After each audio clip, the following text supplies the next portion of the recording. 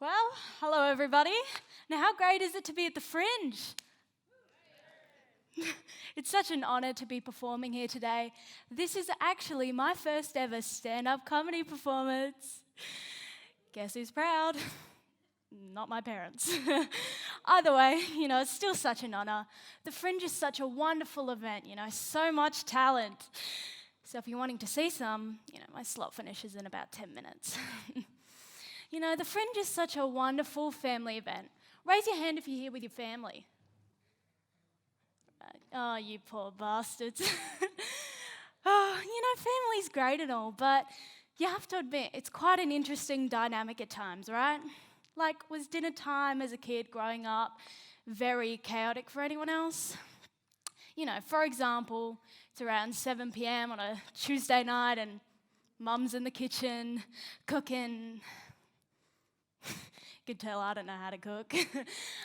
Cooking Tucker, and all of a sudden she yells at you to put the bin out.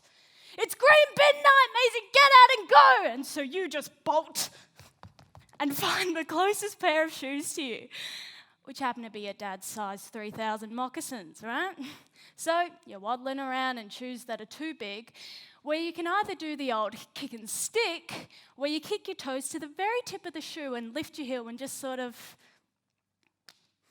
do whatever this is, Or if that's not for you, you can do my personal favourite, the old flick and stick, where you flick your heel to the very bottom of the shoe, lifting your toes upwards and,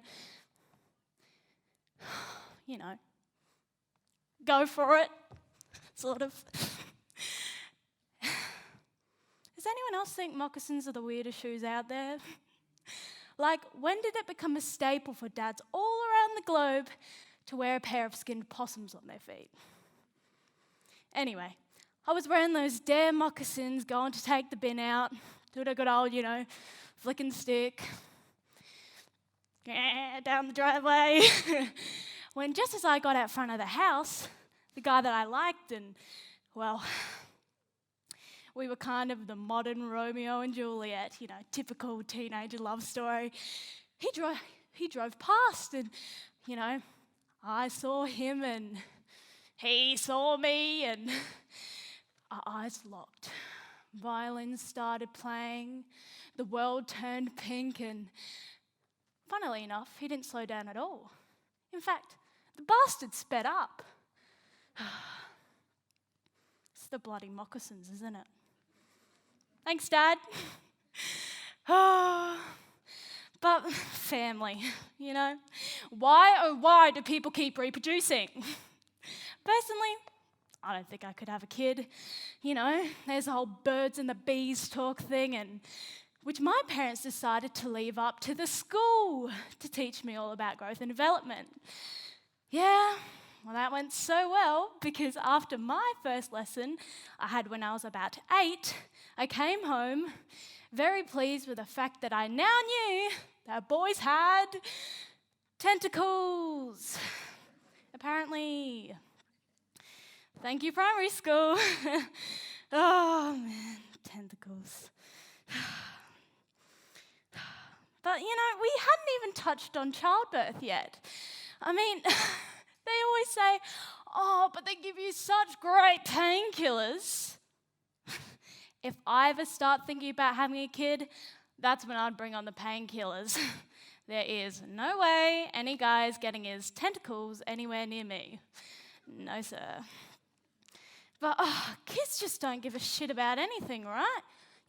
Like my little sister, who caused my first ever slice of public humiliation at primary school. Don't get me wrong, though. I humiliated myself a lot. Like the time I decided to dress up as a windmill for my presentation on renewable energy, with massive cardboard triangles connected to both of my arms and my head. I tell you what, having to hold your arms out like this for the entire presentation, for renewable energy, it was exhausting. Nothing renewable about that. I had no energy left after I didn't even take my cardboard triangles to the recycling bin. General waste happened to be much closer. Anyway, but that was all self-inflicted. This wasn't my fault for once. Basically, I was in year 7. And at an assembly, and parents are allowed to come to assemblies. And at this one, I was receiving an award. So there I was up on the stage, beaming with pride, when all of a sudden, I hear from the back of the room, doof, doof, doof, Maisie! Up runs my 3-year-old sister like a dinosaur from Jurassic Park, tearing through the crowd. That's my sissy! It was actually quite a terrifying sight. I think some kid actually peed his pants. That kid might have been me. Plus, she had drool coming down from her chin, so kind of looked like she had rabies. Anyway, she gets up to the stage, no thanks to my mother, who was chasing her, but then collapsed at the 3rd row. So she's up there on the stage, panting, looking terrifying as ever, when all of a sudden, her mood changes. She looks more concentrated than anything, and she started tugging at my leg too, and then she sighed in relief. And I wasn't sure why, and that's when I look up and I see the front row gasping and dry reaching, and half of them already passed out, and I look to my left and there's the principal glaring at me with disapproval, eyes watering and nose all screwed up, and that's when I had my light bulb moment. Oh, shit! And it was, oh, shit, literally. So round of applause for my little sister for being truly the boldest kid I ever met. But, if she did it again today, I wouldn't be so forgiving. Now that's a use for painkillers. See, the thing is, though, if I'd have done that, I would have been in so much trouble. Like the time my mum first heard me swear. You see, most kids would, test the waters by seeing if they get in trouble by saying something like crap or Jesus Christ. But me? Nah. I didn't do that.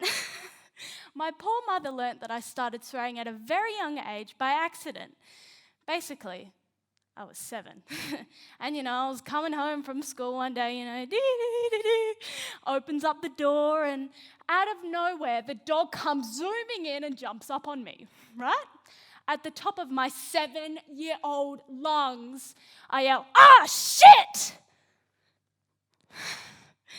Yep, I'll never forget the scolding I got for that day. Did anyone else's parents used to put salt or mustard on their tongue when they said something not very nice? Yeah, my parents used to put salt on my tongue as punishment. That was until they found out that I liked it. And that's when they started putting a bar of soap in my mouth. And you weren't allowed to take it out, so you just sat there, left to think about your bad language, you little shit. And you would. Truthfully, I didn't know why I was so compliant. I'd sit there, soap in the mouth and just crying and and then the bubbles would start coming out and more bloody bubbles and more bubbles, right?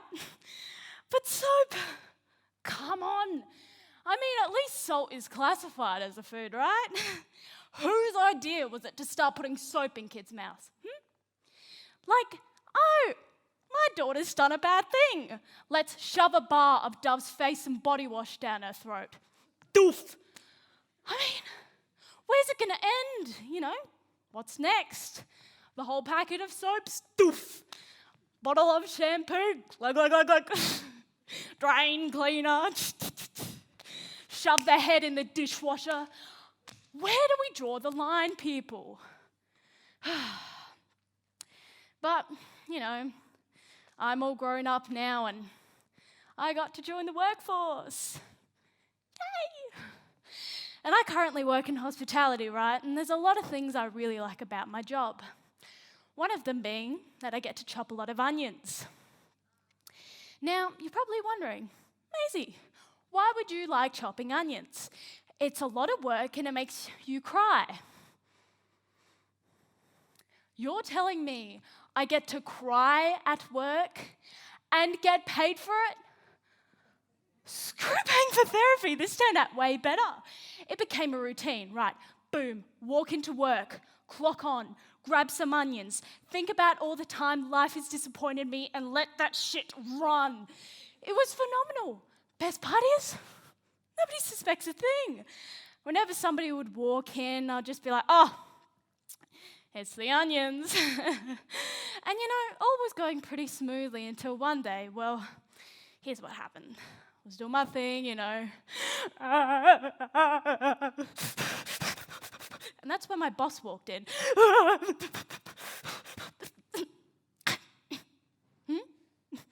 Am I okay? Yeah, it's just the onions. It's just the onions. What do you mean I'm chopping cabbage?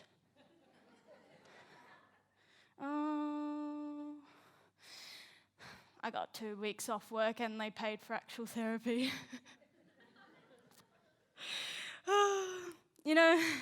My therapist says all the soap I digested as a kid caused me to mentally age too fast. Something about it internally washing out all the joy and happiness. Talk about a bloody rinse cycle, am I right? God. Talk about a bloody rinse cycle, all that soap. Does anyone else feel like they're mentally aging too fast? By getting excited by the little things. Coupons, air fryers, matching Tupperware. Yeah? Well, I seem to have gotten the part of aging when people turn like 80 and suddenly become more stubborn and irritable. The part when you have to ask yourself, man, when did grandma become such a raging bitch? Yeah, I'm there already, 50 years early, and I've learnt to resent almost everything. Christmas, small children, Jamie Oliver, tentacles, soap. I have to admit my personal hygiene has suffered ever since. But Jamie Oliver. I don't know what it is about that man that makes me so angry. He's just always so bloody happy and positive. Has anyone else noticed how excited that man gets by olive oil? Yikes. Surely something's not right up here. Or down there. Someone had to say it, I'm sorry. But I am kind of scared to age, to be honest, but not for any other reason other than I am terrified of reaching that point in my life where I find Facebook memes funny. The ones that say like, whoop, just stepped on a cornflake. Guess I'm officially a serial killer. Or yuck, I just stepped in a big pile of Monday. My boss told me to have a good day, so I went home. My doctor asked me if I've ever had a stress test. Yeah, it's called life. But everyone has Facebook and social media. It's how we connect and learn or make up really stupid life hacks. I just want to talk to the person that told my mother that rubbing cucumber on my door hinges would stop them from squeaking. She stood there and watched me reluctantly rub it on my door hinges, but then decided to take over because apparently I wasn't doing it right. Truthfully, I didn't know there was a right way to rub vegetable on metal, but I guess I was in the wrong. So thanks to you, not only do my door hinges still squeak,